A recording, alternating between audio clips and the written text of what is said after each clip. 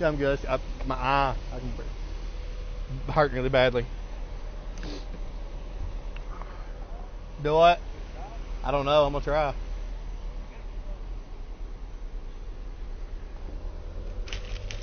I got your phone for you out of the car. Sir? I grabbed your phone out of the car. Yes, sir. That way it won't be left in the car, okay? Are you the officer that yanked me out? Yes, sir. Me and my partner. Now, which partner are you? I mean, are you the one that yanked me out of the initial? I'm the first one. You're the first one. Yes, sir. Sir? Yes, sir. I want to 10-498. Can I get one of you en route to New Hope on 377 State Line? We've got a tree blocking the road. We've had several 911 calls. We've got Pete on route. Pulled over.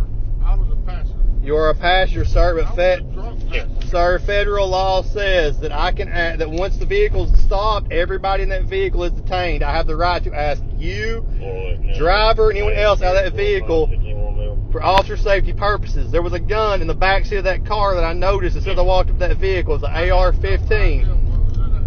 I asked you to step out multiple times to identify yourself, and you refused. And you refused. You kept telling me you were Thomas Austin, who's an attorney. I know who Thomas Austin is.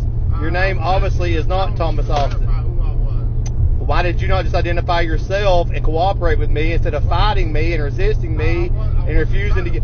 Sir, if you weren't resisting me, I would have never pepper sprayed you. I would have never tased you. You would refuse to get out of the vehicle after I told you to. That's not being drunk is not an excuse to disobey federal law and refuse to step out of the vehicle.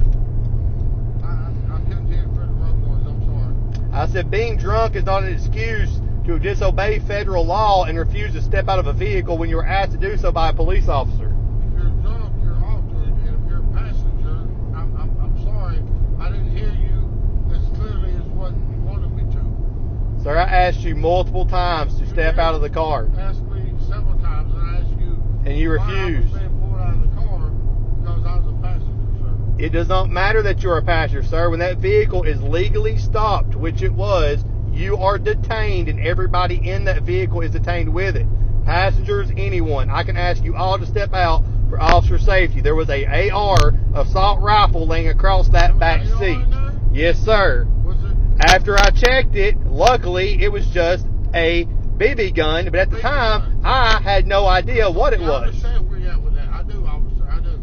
I had no knowledge. That is why I was asking you to get out of that car, and you kept refusing me. I had no knowledge of you wouldn't tell me who you were.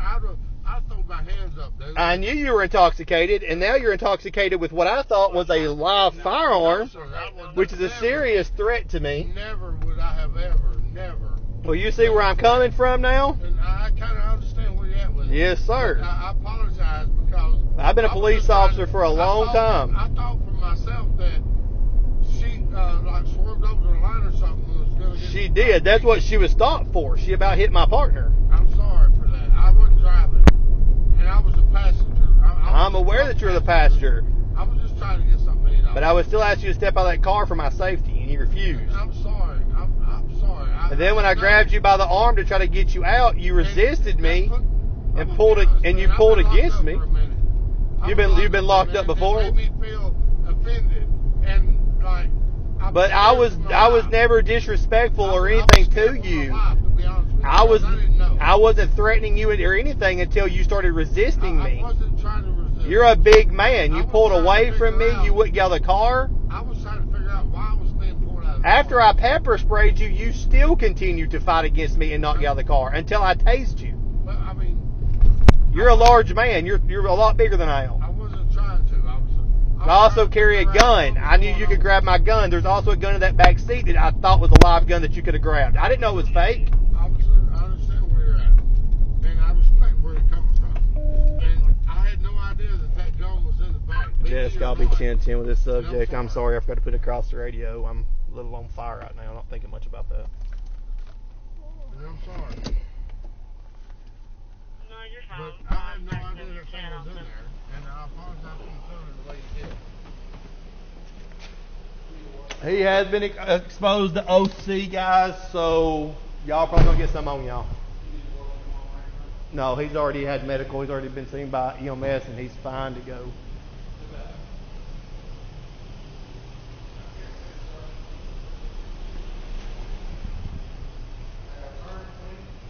legs up, twist that. Thank you.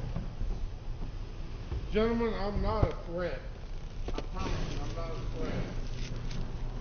I'm a friendly. I